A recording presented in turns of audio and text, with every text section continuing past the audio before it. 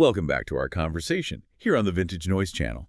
Today we are talking about a car that is, well, just iconic across Europe, the Ford Capri. It really is. And it's such a fascinating story because this car, built by four of Europe from 68 all the way to 86, was basically their answer to the Mustang. The European Mustang. Exactly. It was even designed by Philip T. Clark, who was, one of the key people on the original Mustang team. So that connection is not a coincidence. So that's our mission today. We want to track how this fastback coupe evolved across 3 generations, how it sold nearly 1.9 million units, even when the market was changing so radically around it. It's a brilliant story of adaptation. Let's start at the beginning then. The MKI. It's unveiled in January 1969 Brussels Motor Show.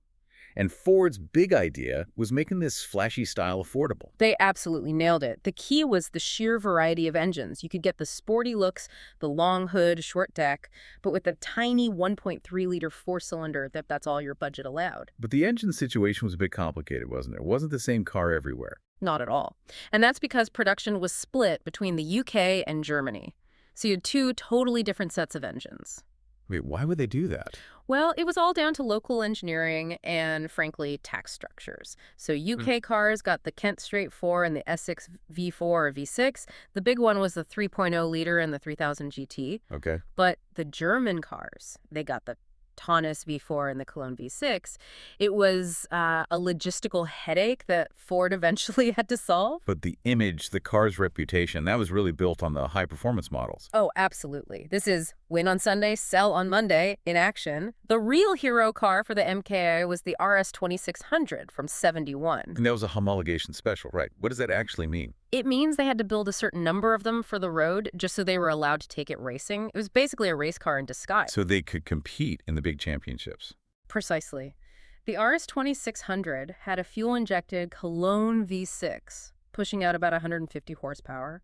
That fuel injection was the key bit of tech, and it just dominated the European Touring Car Championship, instantly gave the Capri real credibility. And that racing pedigree led to the UK's ultimate version, the RS 3100. Yeah, in 73, again, purely for homologation. Only 250 of those were ever built. If you see one, you'll spot that signature DuckTales spoiler. And it had proper hardware underneath. It did. Things like Bilstein gas dampers, which are, high-end shock absorbers for better handling. The racing version of that car had a Cosworth engine making over 400 horsepower. Just staggering for the time. So by 1973, sales are peaking. They build the millionth Capri. And it's not just a European thing, is it? It had a strange little life in North America. A very strange one. It was sold only through Lincoln Mercury dealers, and they actually removed all the Ford badges. No way. Yeah, it was just sold as the sexy European. You can spot the U.S. versions by their 4-round headlights and that kind of power dome on the hood, a little slice of Europe. But then the world changed. The 1973 oil crisis hits. And suddenly, a sporty fastback coupe isn't what everyone wants anymore. No, practicality and efficiency became everything. So with the MK2 in 1974, Ford had to make a huge philosophical shift. So if the MKI was all about style, the MK2 was about utility. They shortened the bonnet, made the cabin much bigger, and this is the crucial part, they gave it a hatchback. A hatchback on a Capri. Yes, and it was the very first Ford car to ever feature a hatchback. It completely transformed the car, giving it this huge practical boot. That's incredible. They turned a pony car into something you could actually use for a family trip. But sales still dropped off a bit, didn't they? They did, because even though it was more practical, it was still a big coupe at a time when people were starting to want smaller, truly economical cars. It was a clever adaptation, but it was fighting against the tide. So if you're trying to tell them apart, the MK2 is the one with the 2 big rectangular headlights. That's the one. And even in these more sensible times, Ford still knew how to create a buzz. You talk about the John Player special. The JPS Pure marketing genius from 1975. Black or white, with gold pinstripes and gold wheels. It looked just like the Lotus Formula One car. A bit of borrowed glamour. Exactly. But the economic pressure was real. By October 1976, they stopped building Capris in the UK.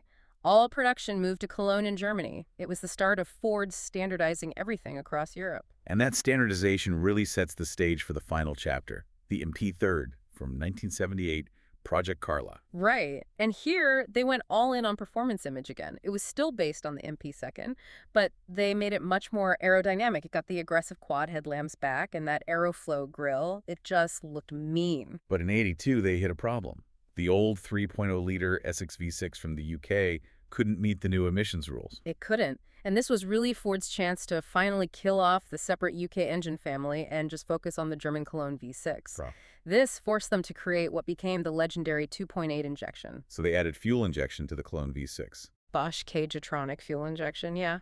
Power jumped to 160 PS. It gave the whole range a new lease on life. It felt modern and sharp again. And the later versions got some serious kit. You mentioned the 2.8 injection special from '84. What was the key upgrade there? The limited slip differential, the LSD. Okay, break that down for us. What does it do? So in a normal car, if one of the driven wheels is on, say, a patch of ice, all the engine's power just goes to that wheel and gets wasted. And LSD mechanically stops that from happening and makes sure power goes to both rear wheels. So for performance driving, it's essential for getting traction out of a corner. Absolutely essential. It was a game changer for the Capri's handling. But even that wasn't the peak, was it? There were some even more extreme versions, the Series X and the X-Pack. These were wild. They were conversions you could get from Ford's own RS Motorsport dealers. You'd recognize one instantly from the massive, wide fiberglass body kit. And under the hood. The top version had 3 Weber carburetors and pushed out 185 horsepower. They were absolute monsters, but very few were made. And then, for those with really deep pockets, there was the Tickford Turbo. Oh, the Tickford. Hand-built, incredibly luxurious inside. It had rear disc brakes, which was rare for a Capri, and a turbocharged 2.8 injection engine making 205 horsepower. Wow. But here's the catch. It cost twice as much as a standard 2.8i, so they only ever sold about 80 of them. It shows the Capri still had this high-end following right to the end. But that dedicated following couldn't fight the market. The hot hatchback was taking over. And ironically, Ford itself was leading that charge with cars like the Fiesta XR2 and the Escort XR3. Ford was basically competing with itself. So its own creations were killing off its old hero. Pretty much. From late 1984, they only made right-hand drive cars for the UK market. The writing was on the wall. Which brings us to the final send-off, the Capri 280, nicknamed Brooklyn's. For its beautiful, distinctive green paint, it was a perfect farewell. A limited run of just over 1,000 cars. They all got a full leather Recaro interior and that all-important limited slip diff. The best of the breed. The last one rolled off the line in Cologne on December 19, 1986, the end of an era. And the end of nearly 1.9 million cars. But the car story doesn't end there, does it? It's just so ingrained in British culture. Completely. It has this tough, no-nonsense performance image. A lot of police forces use them for years. Greater Manchester Police were still running 2.8 injection pursuit cars until 1992. And you can't talk about the Capri without mentioning the professionals. Of course not.